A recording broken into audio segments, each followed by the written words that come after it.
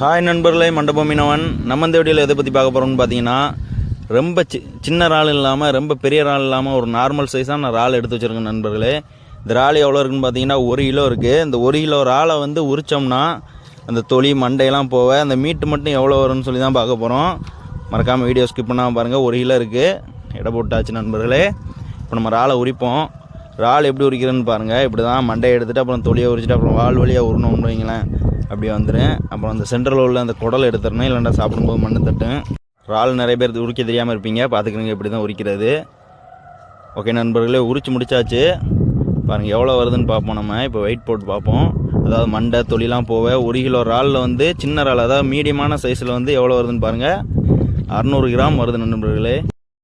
அப்போது 1 கிலோ இறாலில் வந்து 400 கிராம் கழிவு போயிருது நண்பர்களே. ஓகே ஃப்ரெண்ட்ஸ், இந்த வீடியோ பிடிச்சிருந்தால் லைக் பண்ணுங்கள். இந்த மாதிரி இன்ட்ரெஸ்டிங்கான வீடியோ பார்க்கணும்னா நம்ம மண்டபம் மீனவன் சேனலை மறக்காமல் சப்ஸ்கிரைப் பண்ணுங்கள்.